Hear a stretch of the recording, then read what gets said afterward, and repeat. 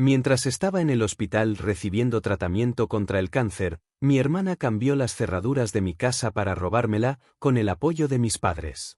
Mi madre dijo: «Estás muriéndote. Solo estamos abriendo camino». Pero cuando luché de vuelta, convertí su peor pesadilla en realidad. Pensé que el cáncer era la peor pesadilla que podía vivir. No imaginaba que mi propia familia sería capaz de hacerme más daño que la enfermedad. Mientras recibía tratamiento, mi hermana entró a mi casa y cambió las cerraduras. Mis padres la apoyaron. ¿La excusa de mi madre? Te estás muriendo. Solo estamos abriendo camino. Pero yo no estaba muerto. Ni siquiera estaba acabado. Esta es la historia de cómo regresé del hospital. Y les recordé a todos que hasta el más débil puede arrasar con quienes lo traicionan. Porque no hay nada más peligroso que alguien que ya lo ha perdido todo. Si te gustan las historias de traición y venganza, dale like al vídeo. Suscríbete y activa la campanita para recibir notificaciones. Subimos historias todos los días. Mientras estaba en el hospital recibiendo tratamiento contra el cáncer, mi hermana cambió las cerraduras de mi casa para robármela, con el apoyo de mis padres. Mi madre me dijo: «Estás muriéndote. Solo estamos abriendo camino». Pero cuando luché de vuelta, convertí su peor pesadilla en realidad. Cuando mi hermana se quedó con mi casa, mi madre me miró directamente a los ojos y me dijo: «Estás muriéndote. Solo estamos abriendo camino».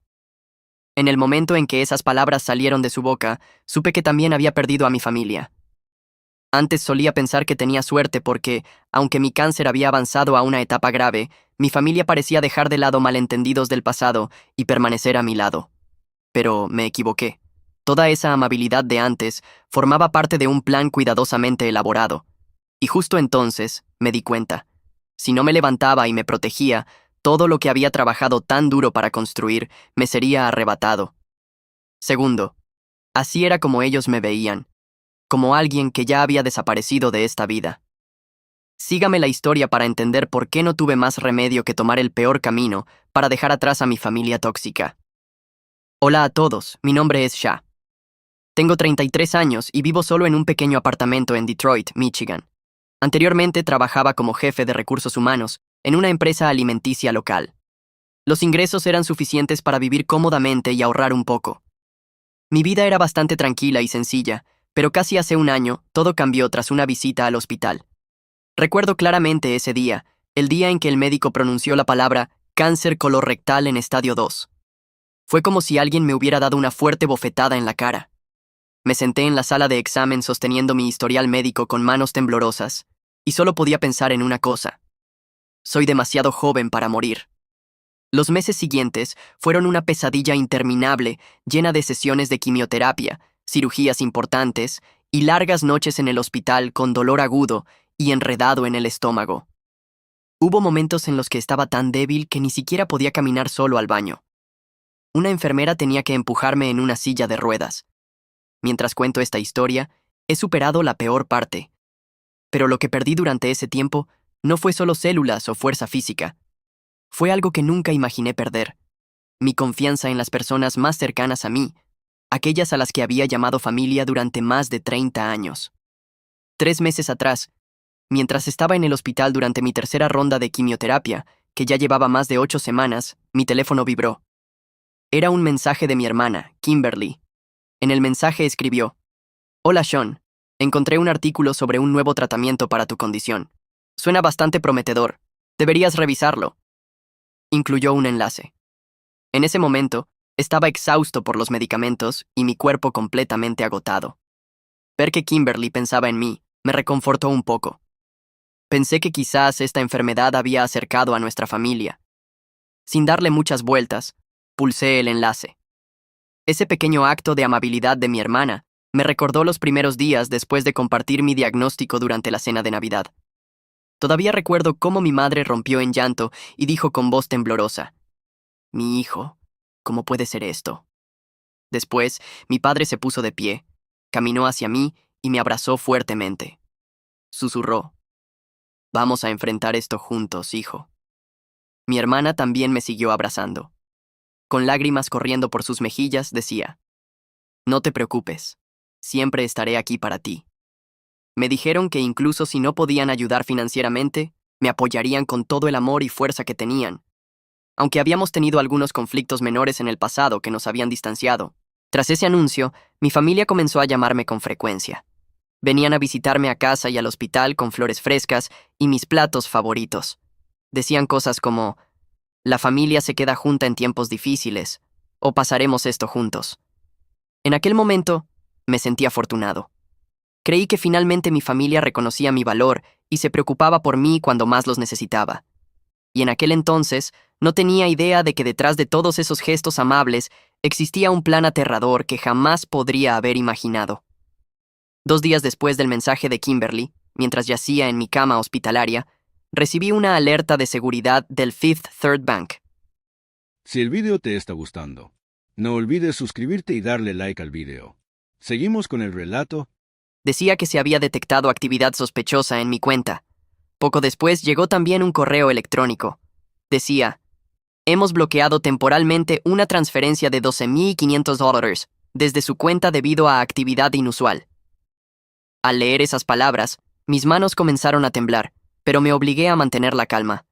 Fui al sitio oficial del Fifth Third Bank para verificar el número de atención al cliente en el mensaje, y luego los llamé. Tras confirmar mi información personal por teléfono, el representante del banco me informó que su sistema había bloqueado una transferencia de $12,500 intentada a las 4:23 a.m. del mismo día. Sin embargo, 3 transacciones menores que sumaban $3,200 ya se habían realizado. Me preguntaron si yo había autorizado alguna de esas transacciones. Les respondí claramente que no. Expliqué que estaba en el hospital y no había tocado mi teléfono en toda la noche. El banco inició inmediatamente una investigación por fraude. Los $3,200 fueron reembolsados provisionalmente dentro de los 5 días hábiles. Se bloqueó mi cuenta para garantizar seguridad y me enviaron una nueva tarjeta. También recomendaron presentar el caso ante las autoridades para una investigación más profunda. Tras esa llamada, decidí cerrar por completo mi cuenta en ese banco y transferir todo mi dinero restante a otra cuenta en un banco diferente para mayor seguridad y acceso más fácil. Más tarde, ese mismo día, mi familia vino a visitarme. Cuando escucharon sobre el hackeo, se mostraron tan sorprendidos como yo. Mi madre tomó mi mano, con la cara llena de preocupación. Justo después, mi padre asintió con preocupación y dijo, «Hijo, quizás deberías dejarnos guardar tu dinero para protegerlo». Tras escuchar eso, expliqué que ya había movido todo mi dinero a un banco más seguro. Tan pronto dije eso, no volvieron a mencionar la idea de quedarse con mi dinero. Solo me recordaron que ahora debía tener mucha precaución.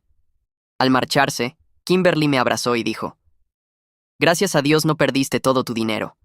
A partir de ahora, debes tener cuidado con enlaces sospechosos». Asentí. Aún estaba cansado, pero sentía un cálido sentido de consuelo, creyendo que mi familia realmente se preocupaba por mí. Y la parte más estúpida fue cuando ella mencionó que aún no había conectado los puntos sobre el extraño enlace que me había enviado apenas unos días antes. 6 semanas después de ingresar al hospital, el médico me dijo que mi recuperación iba mejor de lo esperado. La herida quirúrgica no presentaba complicaciones. Mi función digestiva se estabilizó y mis marcadores sanguíneos mejoraron día a día.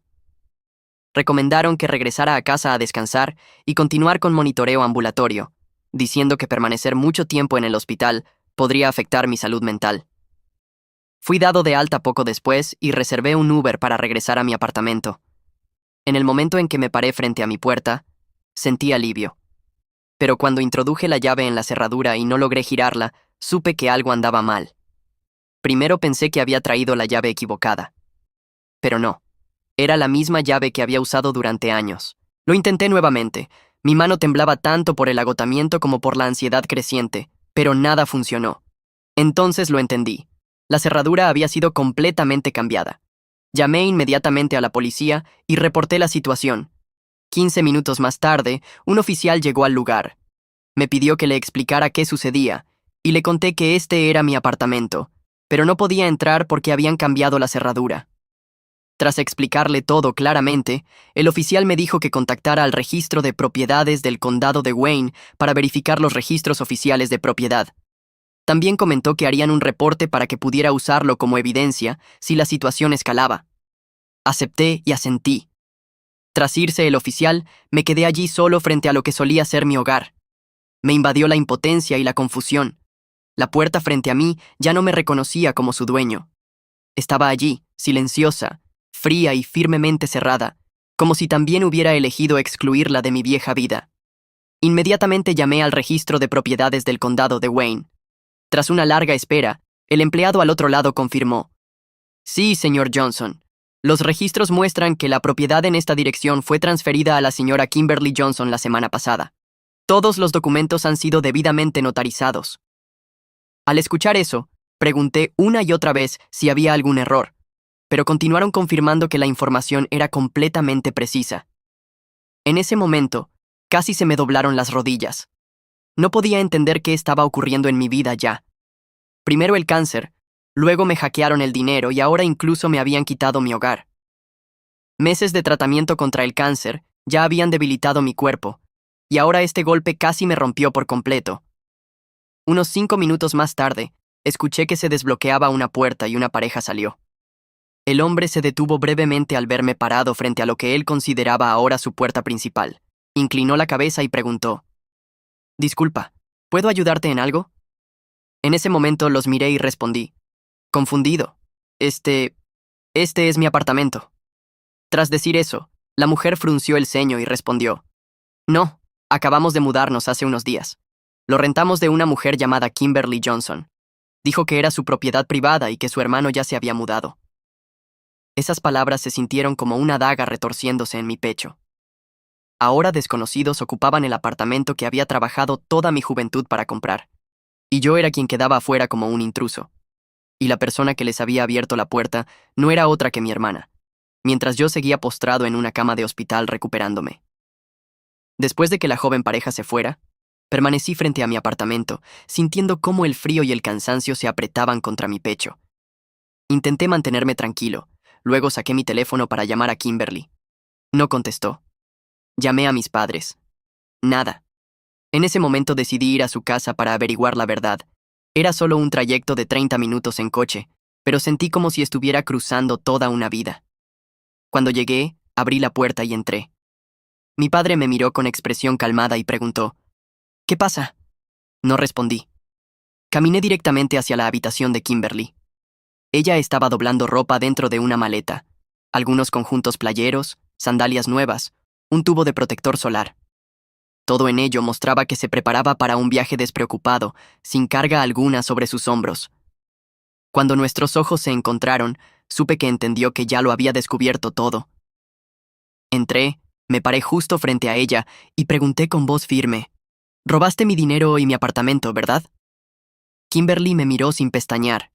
Luego, con una voz plana como si nada hubiese pasado, respondió: «Ese apartamento iba a ser mío de todas formas. Tú no vas a estar por aquí mucho tiempo más». En ese preciso instante escuché pasos detrás de mí. Mis padres estaban parados en el umbral. Me di vuelta y los miré. Mis ojos preguntaban en silencio: «Ustedes sabían esto, ¿verdad?». Tras un largo silencio, finalmente habló mi padre, con un tono inquietantemente calmado. «Sabes tu condición. Deja de esforzarte tanto. Solo estamos intentando prepararnos para lo que viene». Entonces mi madre dio un paso adelante, evitando mirarme. Dijo: «Vas a morir pronto.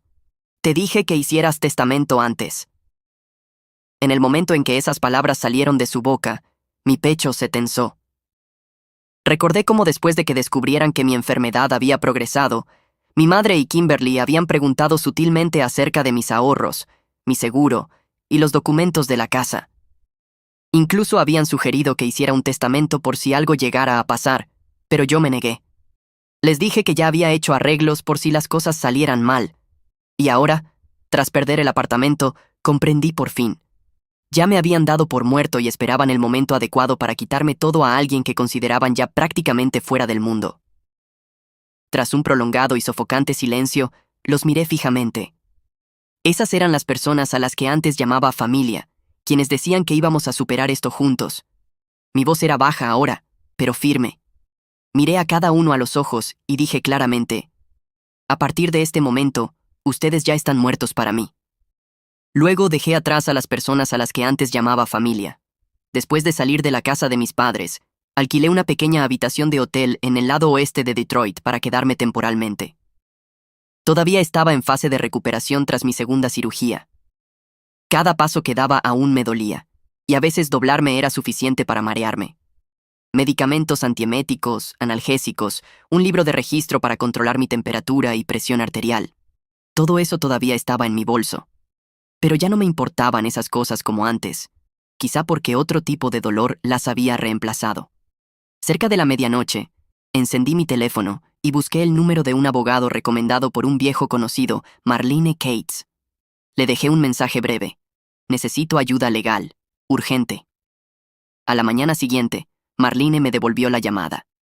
Después de contarle toda la historia, desde la cuenta bancaria hackeada hasta el apartamento robado, soltó un profundo suspiro y dijo con voz calmada y firme: La demandaremos por 3 cargos: falsificación de documentos durante la transferencia de propiedad, toma ilegal de bienes personales y acceso no autorizado a dispositivos electrónicos. Esa misma tarde, la acompañé a su bufete para firmar un poder legal. Sentado allí, hice lo posible por mantenerme alerta con ayuda de medicamentos para el dolor. Con el apoyo de un experto forense digital, comenzamos a rastrear el origen del enlace que Kimberly había enviado.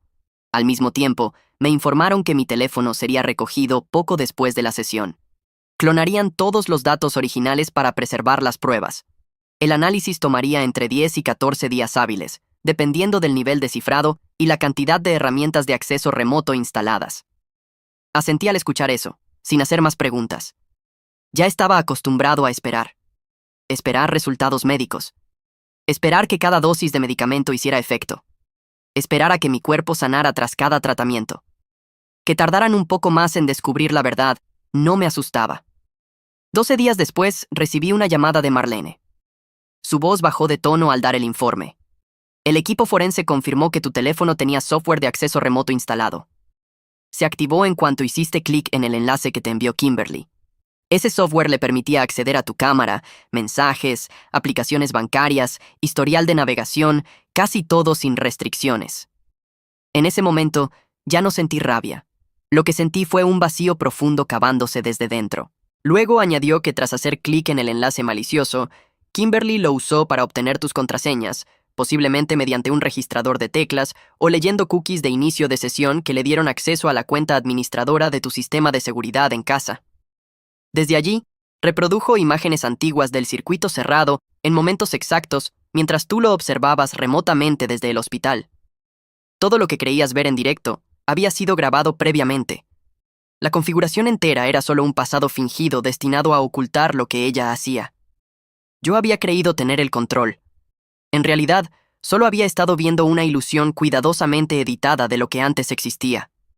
Inmediatamente después de esa llamada, Marlene me envió por correo electrónico una copia del informe forense. Solo pude respirar profundamente al leer aquel mensaje. No era solo traición. Había estado siendo vigilado en cada mensaje que enviaba. Cada vez que revisaba mi cuenta bancaria, incluso cuando estaba inconsciente en el hospital bajo fuertes dosis de analgésicos. Esa tarde, Marlene me llevó a presentar una petición para una orden civil de protección sobre mi propiedad. Al mismo tiempo, presentó el caso completo ante la policía del condado de Wayne. En la estación, un investigador llamado Morales tomó el caso. Tras leer el resumen del abogado, me miró y preguntó lentamente: ¿Sospecha de alguien más aparte de Kimberly? Tras esa pregunta, lo miré fijamente y respondí sin dudar: No, ella es la única que sabía todo sobre mis cuentas médicas y cuándo estaría en el hospital. Pero mis padres podrían haberlo sabido, o incluso haber estado involucrados. No tengo pruebas concretas, pero cómo reaccionaron cuando descubrí la verdad no parecía la de personas inocentes. En el momento en que dije eso, una pesadez se asentó en mi pecho. No porque dudara, sino porque en el fondo ya lo sabía. Simplemente no había querido decirlo en voz alta. Morales asintió y respondió: En ese caso, iniciaremos una investigación por intrusión en dispositivos electrónicos, robo de identidad y transferencia fraudulenta de propiedades, pero debe prepararse porque esto llevará tiempo. Tendremos que verificar todo, incluyendo comparaciones de escritura, registros de trazas IP y posiblemente emitir citaciones para algunos testigos. Al escuchar eso, permanecí en silencio. Ya estaba preparado. No por lo largo que pudiera ser, sino por los largos días por venir en los que enfrentaría la verdad sobre las personas que antes llamaba familia. 3 días después, se aprobó la orden judicial para congelar la venta del apartamento. Marlene me dio la noticia mientras estaba sentado en el centro de recuperación, recibiendo uno de mis 4 tratamientos regulares. En ese momento, el apartamento ya no se sentía como una propiedad para mí. Era evidencia. Era una herida. Era el dolor más profundo que arrastraba y la única cosa que debía proteger. No por su valor, sino por lo que representaba. La verdad. Y eso no fue el final. Marlene también me contó que la policía había recibido una respuesta del banco confirmando que la dirección IP utilizada en las transacciones sospechosas coincidía con una red Wi-Fi conectada anteriormente en la casa de Kimberly. El dispositivo utilizado era un modelo nuevo de iPhone, exactamente el tipo que ella usaba. Poco a poco, todo iba revelándose. Y cuanto más profundamente íbamos, más claro se hacía que esta no era una decisión impulsiva. Había sido planeada, calculada y ejecutada con precisión. Esa noche no pude dormir. No sabía cuánto tiempo más tenía por vivir, pero si el tiempo que me quedaba podía usarse para revelar todo esto, estaba dispuesto a darlo absolutamente todo lo que aún tenía dentro de mí. Después de todo lo ocurrido, todavía no podía comprender plenamente su verdadero motivo. ¿Sería porque pensaron que me estaba muriendo y no tendría fuerzas suficientes para defenderme? ¿O sería acaso porque temían que si yo moría sin dejar un testamento, ellos no obtendrían la casa ni el dinero? O quizás fuera algo más profundo, un resentimiento que había estado hirviendo silenciosamente durante años y que yo había creído equivocadamente enterrado hacía mucho tiempo. Recordé cuando tenía 27 años. Aquel año gané un boleto raspadito de la Lotería de Michigan. El premio fue $500,000. Fue uno de esos raros momentos en mi vida en los que sentí que el mundo finalmente me había sonreído. Una semana después, mis padres y Kimberly me sentaron y me preguntaron si podría ayudarles un poco. Kimberly dijo que quería abrir un pequeño spa. Me dijeron que debería usar ese dinero para invertir en la familia. Los rechacé. Le di a mis padres un regalo modesto, suficiente para comprar algunos muebles bonitos y pagar el préstamo del coche. En cuanto a Kimberly, fui claro. Si quieres hacerlo, hazlo con tu propio dinero. Conocía demasiado bien a Kimberly. Durante años vivió de manera irresponsable, pero siempre logró mantenerse en el favor de mis padres dándoles justo lo suficiente mensualmente como para parecer considerada. Una cantidad pequeña, suficiente para hacerles sentir que era maravillosa y así poder ignorar el resto. Saltaba de relación en relación, nada permanente. Cada ruptura venía acompañada de una nueva petición de dinero para comenzar de nuevo.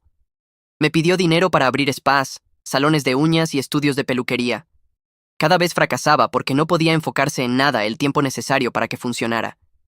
Y sabía que si le hubiera dado una gran suma entonces, desaparecería tan rápidamente como llegó. Ningún spa se habría abierto. Ninguna vida habría cambiado. Me negué. No porque fuera egoísta, sino porque sabía que si realmente quería tener éxito, ella encontraría la forma por sí misma. Esa decisión pudo haber hecho que me guardara rencor hasta hoy. No por el dinero. No creí en ella. Y para alguien como Kimberly, que le nieguen confianza es la herida más profunda. Desde aquel día comencé a escuchar rumores de personas cercanas diciendo que era tacaño, egoísta, que solo me importaba a mí mismo. A pesar de todo, permanecí en silencio. Aún visitaba en las fiestas. Seguía enviando tarjetas de cumpleaños. Todavía intentaba mantener al menos el contacto mínimo. Pero en el fondo, sabía que la confianza que alguna vez tuvimos ya no era completa. Ahora mirando atrás, no puedo evitar preguntarme, ¿todo comenzó aquel día?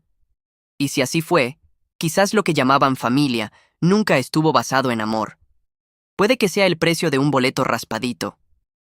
Aproximadamente una semana después de que el tribunal emitiera la orden de congelamiento de la propiedad, Marlene me llamó.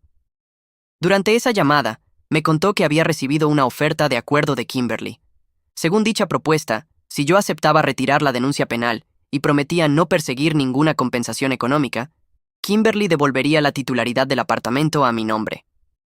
Al principio, pensé que era solo una táctica típica de negociación, pero más tarde ese mismo día, descubrí la verdadera razón detrás de su repentina urgencia. Marlene me envió un extracto de la base de datos de anuncios inmobiliarios en el área de Detroit. Fue allí cuando descubrí que mi apartamento había sido puesto a la venta casi 2 semanas antes, exactamente en el momento en que Kimberly asumió que aún estaba hospitalizado. La publicación marcaba el apartamento como recientemente transferido, con una descripción que decía: unidad vacía, ideal para inversión o mudanza inmediata. Negociación rápida disponible para compradores listos para efectivo. En ese momento, me quedé inmóvil y aturdido al leer la nota sobre las visitas programadas. 2 posibles compradores ya habían visitado con un corredor. Uno incluso dejó un pequeño depósito para reservar su horario preferido. Inmediatamente, instruí a Marlene a presentar una petición adicional ante el tribunal solicitando una revisión formal de las acciones de Kimberly para determinar posible intención fraudulenta de vender la propiedad. También contactamos a la oficina del fiscal del distrito de Wayne, entregando registros completos de la lista de ventas, cronogramas, información del corredor y el recibo del depósito del comprador potencial. Legalmente, la orden de congelamiento que recibí entró en vigor desde el momento en que fue aprobada por el juez y registrada en el sistema registral de títulos. A partir de ese momento, cualquier intento de vender, transferir o hipotecar la propiedad quedó suspendido hasta que se resolviera el caso o el tribunal levantara la restricción. Mirando hacia atrás, me doy cuenta de lo afortunado que fui comparado con otras víctimas de fraude en escrituras en esta zona.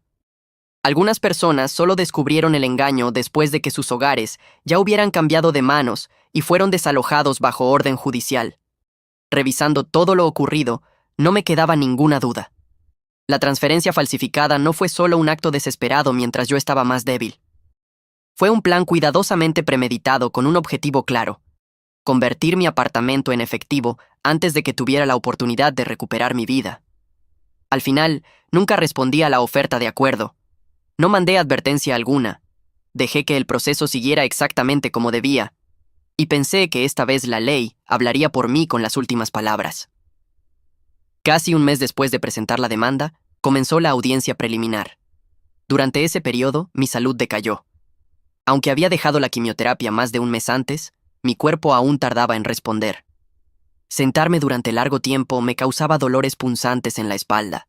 Mis piernas se entumecían ligeramente, y perdía el aliento fácilmente si me esforzaba demasiado. Aún así, traté de mantener mi mente fuerte, aunque mi cuerpo se debilitara cada día más. Tan pronto inició la audiencia, mi abogado presentó toda la evidencia. Incluyó el informe forense que confirmaba la instalación de software de acceso remoto en mi teléfono, historial de inicio de sesión no autorizado en mi cuenta bancaria, grabaciones alteradas de vigilancia, el contrato de venta del apartamento y un depósito realizado por un posible comprador. Pero la parte más crítica fue cómo había falsificado documentos legales para hacer que todo pareciera legítimo. Después de eso, el abogado de Kimberly se puso de pie y habló con un tono neutro. Mi cliente cree que esto es un malentendido familiar. Su hermano una vez dijo que el apartamento podría pasar a la familia si algo le pasara. Todo lo que hizo provino de un deseo de ayudar. Sin embargo, el tribunal no aceptó afirmaciones sin apoyo. Durante el contrainterrogatorio, el ambiente se volvió tenso. Estuve sentado, con mi espalda palpitando de dolor, pero aguanté hasta el final. Después de casi 2 horas, Kimberly ya no pudo evitar la verdad. Comenzó a admitir todo paso a paso, como si supiera que no había salida. Todo comenzó con el conflicto tras mi negativa a darle dinero para abrir un spa. Después, mantuvo un rencor visible, aunque fingía ser amable frente a otros. Unos años más tarde, entró en una relación tóxica con un hombre adicto al juego. Las deudas se acumularon. Empezó a tomar anticipos de su salario, a llenar al máximo sus tarjetas de crédito y a caer en trampas de préstamos de alto interés. Cuando ya no pudo pagar, los acreedores llegaron a la casa de nuestros padres. Esa casa ya estaba parcialmente en proceso de embargo por deudas que ella había generado incluso antes de que yo ganara la lotería. Bajo presión, creyeron que solo había una salida: tomar mi apartamento. Para hacerlo, Kimberly pagó cerca de $4,000 a un viejo conocido llamado Russell Given. Él solía trabajar en bienes raíces, pero perdió su licencia tras ser pillado en una transferencia de propiedad no verificada. Ahora operaba en la clandestinidad. Se especializaba en paquetes rápidos para gente que buscaba legalizar posesiones fraudulentas. Esto incluía contratos falsos, documentos de transferencia completamente firmados y notarios dispuestos a sellar sin verificar identidades. En una semana, Todos mis registros oficiales fueron reemplazados por nuevos documentos que lucían tan auténticos que nadie en la oficina registral cuestionó nada. Una vez que Kimberly tuvo el título a su nombre, cambió las cerraduras, informó a la administración del edificio que me había mudado por razones de salud y empezó a anunciar el apartamento para la venta. Yo había comprado ese apartamento hace 3 años por $18,000. Kimberly lo anunció a $144,900, un precio competitivo diseñado para atraer compradores rápidos en esa zona. Más tarde aceptó un depósito de $5,000 de un comprador interesado y prometió entregarle el apartamento en 2 semanas. Cuando confesó todo, entendí cuán cuidadosamente había orquestado cada cosa. Solo hubo una variable que no planeó, que yo aún estaría vivo y volvería justo a tiempo para que la evidencia permaneciera intacta. Tras su declaración final, el juez anunció un receso temporal. Ellos explicaron que necesitaban más tiempo para revisar los registros completos y contrastar las evidencias antes de emitir una decisión oficial. Esa tarde, salí del tribunal sin sentir ninguna victoria. Lo único que sentía era vacío. Aunque me quedé hasta el final, no quería escuchar nada más. Todo lo que necesitaba saber ya había sido dicho. Ahora, lo que más necesitaba era conocer el precio que Kimberly tendría que pagar por sus estúpidas acciones. 3 días después de haber concluido la audiencia, recibí una citación para regresar al tribunal para conocer el veredicto civil. Durante la sentencia, el juez declaró que todos los documentos de transferencia de propiedad presentados por Kimberly eran oficialmente nulos. Restablecí inmediatamente la propiedad legal del apartamento a mi nombre, Sean Johnson. Se le ordenó reembolsar todos los gastos legales que yo había incurrido, incluyendo honorarios de abogados, costos de investigación forense y compensación por pérdidas económicas durante el periodo en que fui privado del control sobre mi propiedad. El monto total superaba los $19,000. Además, se le exigió devolver los $5,000 que había tomado del comprador potencial, junto con intereses punitivos por intentar vender una propiedad que legalmente no poseía. En sus conclusiones finales, el juez reconoció la admisión de Kimberly, de que mis padres conocían previamente su plan, pero decidieron no intervenir. Sin embargo, debido a la falta de pruebas concretas que los vincularan como cómplices, el tribunal no procedió con responsabilidades civiles contra ellos. Finalmente, el juez confirmó que los registros del caso contenían suficientes elementos para establecer conducta criminal. Formalmente, el tribunal remitió todo el expediente a la oficina del fiscal del distrito de Wayne para una ulterior investigación y persecución bajo su jurisdicción. Mientras esperaba el juicio penal, continué asistiendo regularmente al hospital para chequeos médicos. Ya no estaba recibiendo quimioterapia, pero mi cuerpo aún estaba lejos de recuperarse plenamente. Los médicos me aconsejaron descansar y evitar estrés, pero sabía que algunas cosas, si quedaban sin resolver, harían que el descanso pareciera solo un escape temporal. Durante ese periodo, tomé mis medicamentos puntualmente, seguí las indicaciones dietéticas y mantuve la mente alerta cada día. No hacía todo esto para sanar más rápido. Lo hacía para tener fuerzas suficientes para terminar esto personalmente. Casi un mes después del fallo civil, fui nuevamente citado para asistir al juicio penal. Kimberly se declaró culpable antes de comenzar el proceso, siguiendo el consejo de su defensor público. No apeló ni intentó demorarlo. Finalmente, el tribunal emitió su veredicto casi 3 meses después de haber denunciado sus acciones. Fue condenada por 3 cargos: falsificación de documentos inmobiliarios para transferir la propiedad, apropiación fraudulenta de bienes personales ilegalmente y acceso no autorizado a un dispositivo electrónico seguro. La sentencia fue anunciada en la sala del tribunal. Kimberly recibió 2 años de prisión sin opción de libertad condicional. Además de cumplir con la pena, fue multada con $8,000 por intrusión electrónica y todos los gastos administrativos relacionados con la gestión de los documentos falsificados. Inmediatamente después de la sentencia de Kimberly, el tribunal trató los casos individuales de quienes participaron directamente en el fraude documental. Russell Given, el antiguo agente inmobiliario que creó la documentación falsa para Kimberly, fue condenado a 18 meses de libertad vigilada, multado con $10,000 y prohibido permanentemente de participar en actividades relacionadas con bienes raíces, administración pública o documentación de propiedades. Al notario que firmó los documentos de transferencia sin verificar la identidad del propietario real, se le revocó inmediatamente la licencia. La fiscalía también recomendó una sanción económica adicional de $25,000. Esta parte del caso fue trasladada al Tribunal Federal Financiero para procesos separados. Cuando se leyó la sentencia final, me levanté y salí silenciosamente. Todo lo que valía la pena escuchar ya había sido escuchado, y todo lo que necesitaba soltar ya lo había dejado ir hacía mucho tiempo. Esa tarde, apenas llegué a casa, mi madre llamó. Cuando contesté el teléfono, su voz sonó casi instantáneamente desde el otro lado. Sean, ¿estás satisfecho ahora? ¿Acaso has hecho suficiente? Ella está en prisión ahora. ¿Aún quieres destruir algo más? No se detuvo allí. Siguió diciendo. Eres desagradecido. Enviábamos una solicitud de reconciliación. Sabías que ella tenía deudas. Podrías haberla perdonado, pero no. La empujaste a la cárcel. Destrozaste el futuro de tu hermana. Tras escuchar eso, solo pude dejar escapar una risa seca. Mi voz era calmada, sorprendentemente incluso para mí mismo. Respondí. No tengo una hermana así, y padres como ustedes manténganse fuera de mi vida. Colgué justo después y bloqueé cualquier contacto de quienes solía llamar familia. Y quizás, después de tantos años, todo lo que necesitaba era vivir mi propia vida. Esas personas ya no tienen nada que ver conmigo, tanto si vivo como si muero. Después de todo esto, hice un testamento para mí mismo.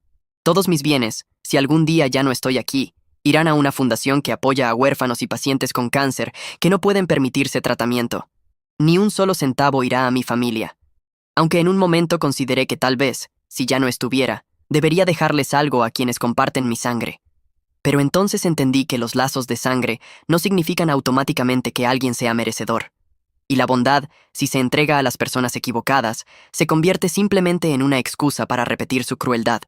Al final, no cuento esta historia buscando lástima. La comparto porque puede haber alguien como yo, alguien que alguna vez creyó que debía soportarlo todo por la familia. Pero he comprendido esto. Nadie está obligado a aferrarse a personas que solo te aprovechan o permanecen calladas mientras te lastiman. Nadie debe considerar a alguien como familia si esa persona conscientemente te empuja hacia la desesperación.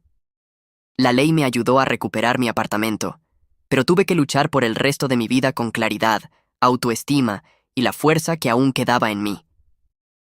Antes de terminar esta historia, quiero hacerle una pregunta a usted, que ha estado conmigo hasta este último momento.